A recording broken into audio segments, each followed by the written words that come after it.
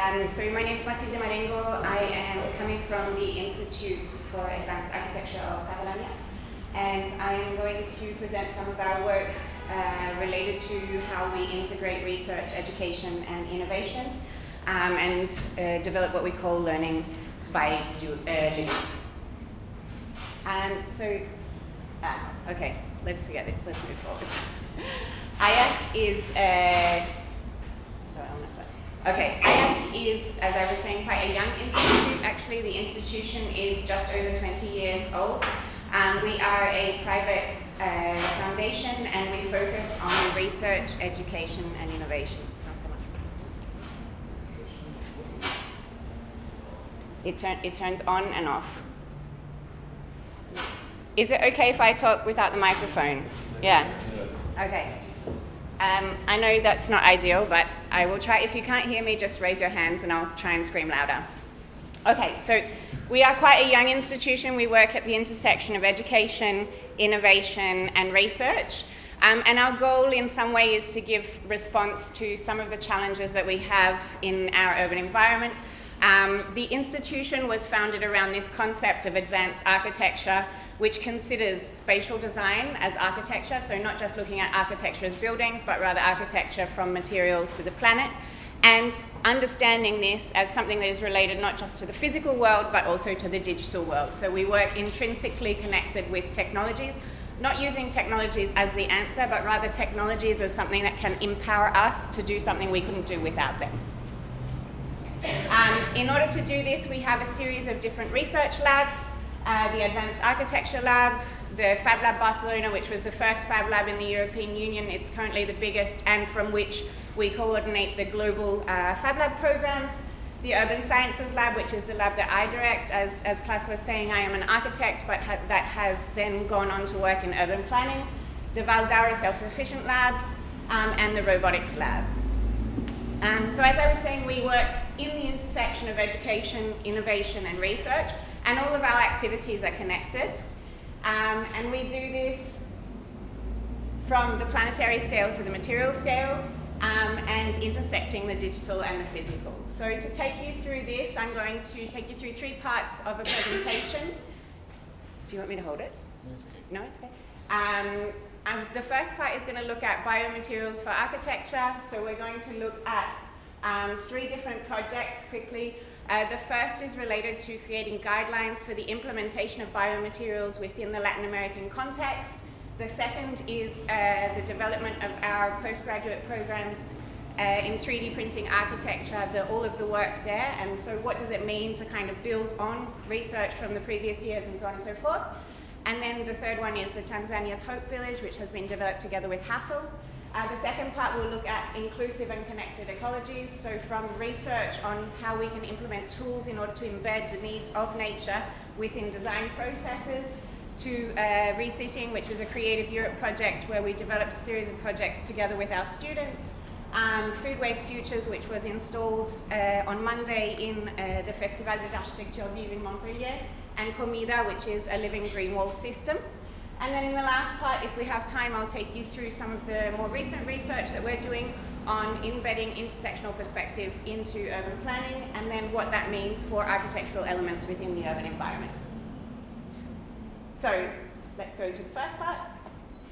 So we have been working from the Urban Sciences Lab for quite some time in understanding how we can implement different materials or materials that reduce impact to the built environment, which is something that I'm sure you very much know a lot about.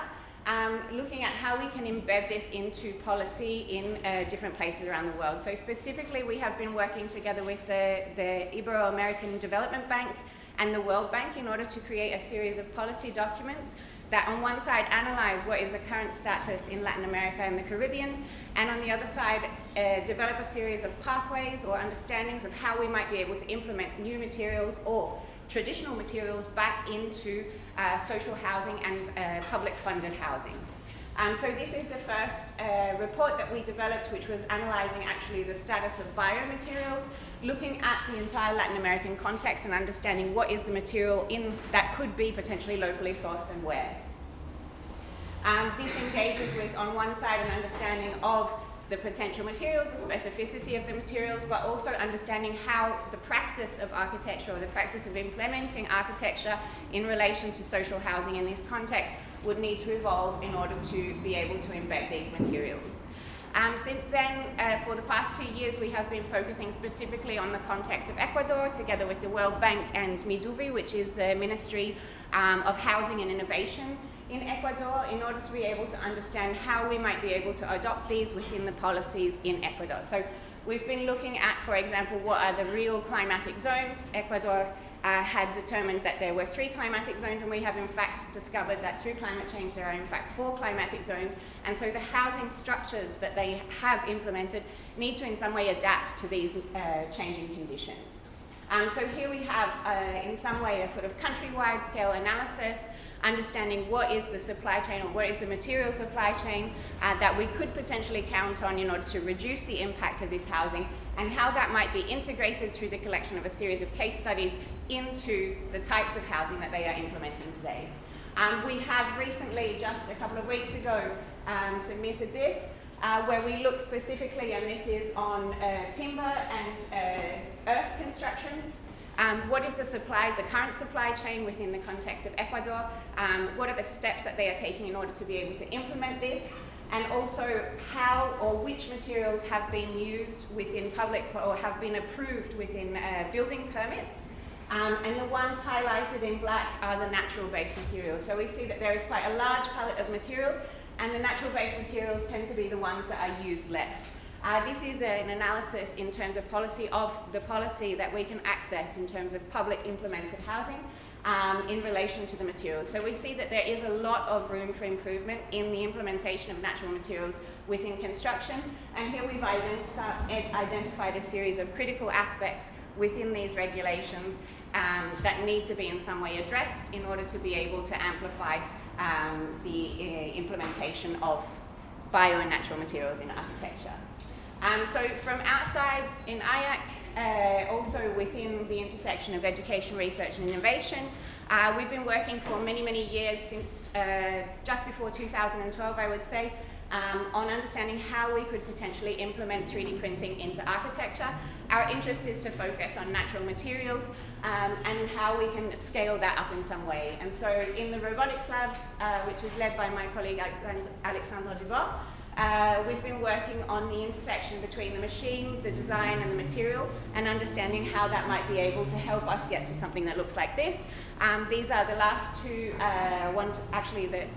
the second last and third last one-to-one scale printed prototypes that are located in our Valdaura labs. We have a 130 hectares of forest, as well as a masía and a live-in campus in the hills just behind Barcelona.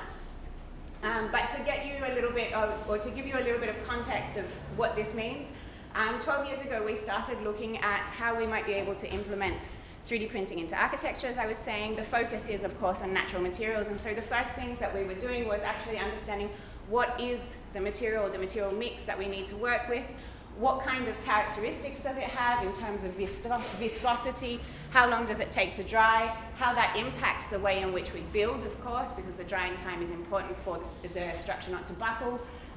What is the shrinkage, of course, is another impacting thing, and how we can optimize the actual process of 3D printing in architecture for us to be able to work with clay. We also have been focusing on integrating digital and physical feedback. So how can we in some way gain information in the printing process in order to be able to feed back into the printing process and make sure that we don't put the structure in a condition where it might, for example, buckle, that we have an understanding of what are the conditions of the local environment. So for example, if it's more or less humid, it will obviously impact the drying time of the structure and so on and so forth.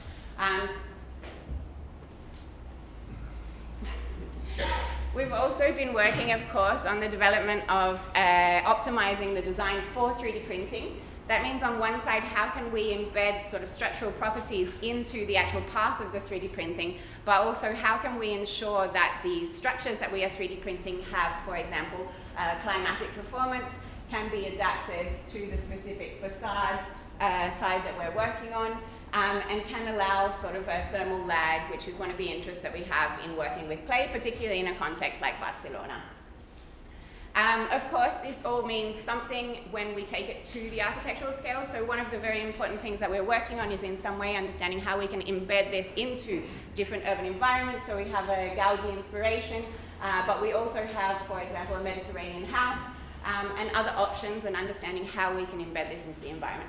The work that you have seen in these last 4 slides is work that has been developed since 2012. So all of these steps, all of the students that come since 2012 take the work of the students beforehand and build onto this. So I think that this is also something very important in terms of continuity, to be able to learn from the previous batch of students and be able to embed your knowledge then for the future of 3D printing and architecture. So specifically, this is a project called Tova. Tova is one of the one-to-one scale pavilions that we built in 2022, if I'm not wrong. The building actually was selected for a new European Bauhaus Awards 2 years ago, so it's been quite a success, and it was also selected by Arc Daily as a People's Choice Award. Fundamentally, it is a one-to-one scale living prototype where we are using 0 kilometer materials. So fundamentally, if we look at our construction site, we begin to also not only reduce the impact of the materials, but also reduce the impact of the material sourcing by using incredibly locally sourced materials, and understanding that we in some way work on on-site construction, so we're no longer distancing the construction from the construction site, but rather creating a system where we embed this locally in the context. This is a picture. This here is Tova. This is Teixeira, which was the pavilion that was built the year after, and up there is our Valdara self-sufficient lab. And this should be a video of Tova, but I don't know do we have access? Can you? No, well, no pasa nada. So, as we were saying before, this in some way makes impact when it is embedded into practice. So here actually is a collaboration with Hassel Studio for Tanzania's Hope Village, which is under construction now. And these are just a few images, but just to give you an understanding of how, as you can probably recognize the images from the 3D printed work, how this then can become the space in order to implement this into architectural construction. In the second part, I'm going to go into inclusive and connected ecologies, starting with computer-aided ecological connectivity. This is a project that is a research-based project that we developed with a colleague of mine in order to understand how we could leverage environmental data in order to embed the needs of nature into design processes. The goal was in some way to analyze what is being put into many of the nature plans in our urban environments. In order to reduce the impact of these urban environments, there's a lot of design in order to implement ecological connectivity corridors. The question is that often where these corridors are designed, they are to a certain extent not necessarily analysed from a perspective of feasibility, but more importantly, we don't understand them from the perspective of the needs of the ecology. We design them from a human perspective, and so what we want to understand is what are the parts that need to be done first for the ecological system in order to be able to thrive. So in order to do that, we work, and this is an experimental methodology that we work together with our students. We work in the implementation of a computational pipeline that embeds electric circuit theory into it, and therefore we can work with different conductances according to different spaces in the urban environment and understand what is the potential ecological connectivity of different spaces in our urban environment, and how we can therefore design the larger scale ecological system through the smaller scale interventions.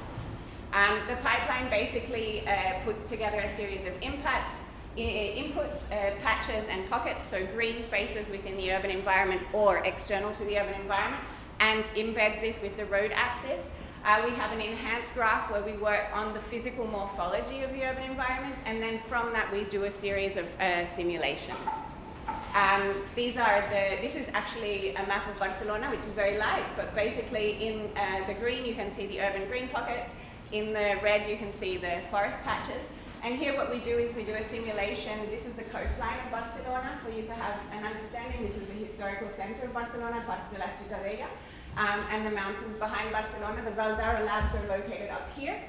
And basically we do a simulation of the potential ecological connectivity from the mountains towards the city, from the city towards the mountains, and we overlay this in order to be able to create a priorities map, so we're no longer just looking at implementing ecological connectivity in the urban environments, but we're prototyping and understanding what is the importance, or where are the spaces that we need to implement the ecological connectivity first in order for the greater ecological system to thrive. Of course, our interest in some way is to prototype and understand ways in which we can work not only with local data, but also remote data. So we tested the pipeline out with open source Street Map and Google Earth Engine inputs, and we tested it in several cities across Europe. These are Berlin, Madrid, and Milan.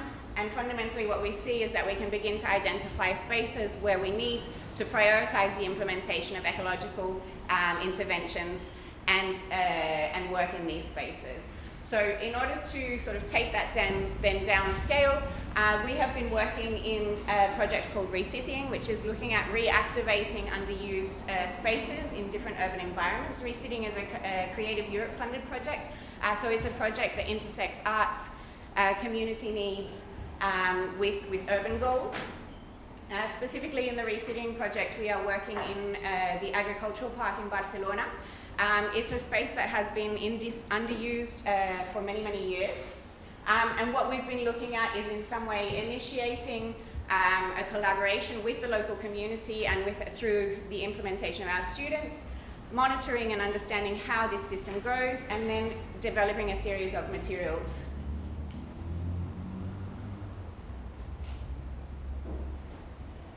Okay, yeah, it's loading. So together with our students, they should be videos. Yeah, they're coming. So they're not very long videos. So basically what we did was we went out to the Parc de Llobregat. We understood what were the local crops that were being used.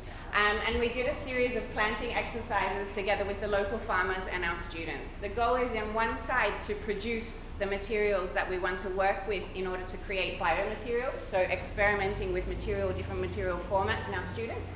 And on the other side, it's to understand what is the impact in planting, for example, single crops versus just leaving spaces to themselves, and how these different spaces interact.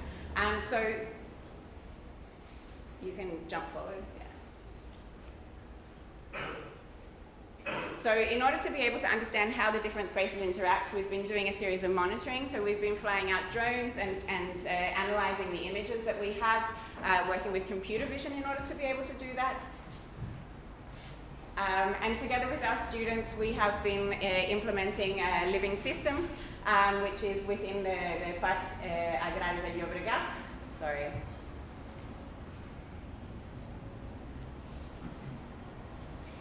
So this is some of the drone footage of the plantation. The plantation, we did it in November this year. And these drone footage videos are from March this year. We then, in May, harvested all of the materials. So here we can see that it's actually grown quite a lot. These fields are left to themselves, so we haven't sort of actively been watering them or anything like that. They've just been sort of produced. And so here we have like a very large scale kind of landscape art intervention, which we then harvested in order to be able to create another series of interventions. This specifically is the harvesting process, and we implemented a large scale intervention where we invited people to come to the agrarian park to work with the land and to create different bio-based systems. Specifically with our students, we worked on the creation of a different set of design products that they were then able to showcase and share with the local community.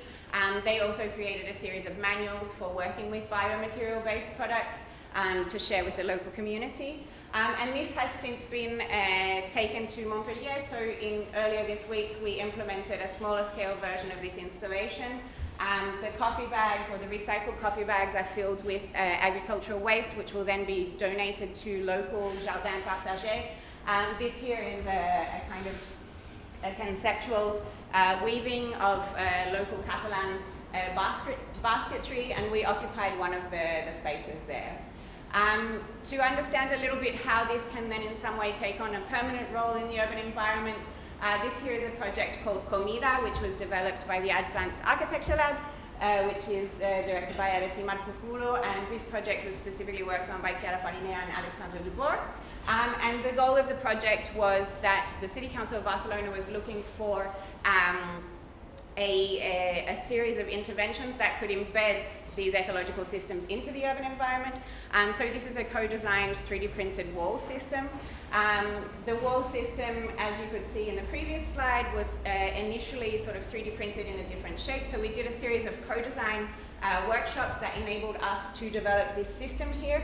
The system is oriented at not only embedding different ecological elements into the space, but also understanding how we could offer multi-species spaces. So we have spaces for birds, for bats, for insects, but also for cultivation and microbiotas. We also have a management system. So these are some pictures from the early days in implementation. But fundamentally, the system works based off of also biophotovoltaic energy production, which is fundamentally by inserting a cathode, taking advantage of the bacteria that is produced in the soil in order to transform it into electric energy.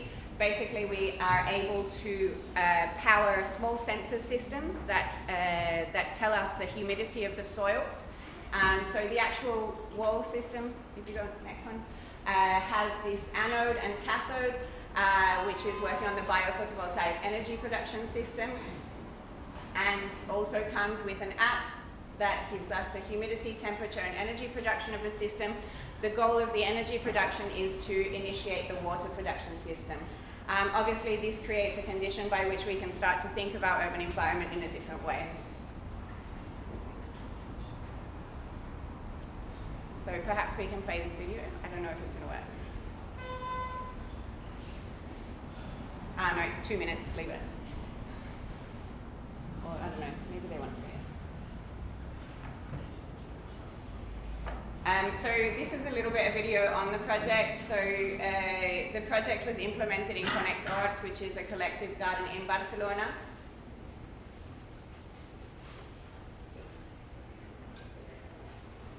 And was developed through 3D printing. So it's a smart modular urban garden. This is the 3D printing in the lab at IAAC.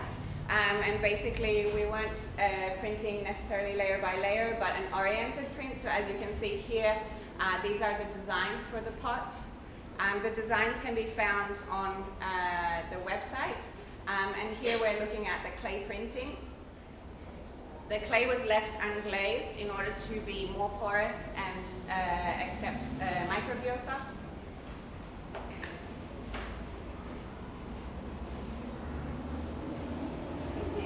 Printing process in IAAC, and as you can see, it's a modular system. So basically it's something that enables that if one of the modules breaks, then you can fundamentally disassemble it and reassemble a new one. They are of course fired in this case. In the 3D printing architecture case, we don't fire the clay, we just work with raw clay, Adobe. And these are the different modules, and so the finishing of the different modules allow to accommodate for example, different functions, but also create a different sort of finish for the microbiota or the insects or other elements. This is the implementation of the sensing system, which basically, as we saw before, takes on temperature, humidity, and the energy production, and allows therefore to implement the automated watering system. And here we have the app, which is a web app that was developed. You can visit it online, and the collaborative building with the local community. This was done starting in COVID and completed in the end of 2021. So the goal is here to, in some way, prioritize a deglobalized version of architecture and understand that architecture of the built environment can also be a breathing and living system.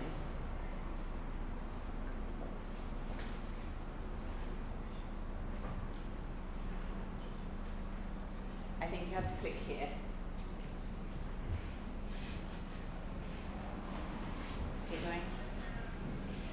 So the last things that I want to take you through is some of the more recent research, looking at understanding or implementing spatial justice into our urban environments and how we can leverage big data in order to do this.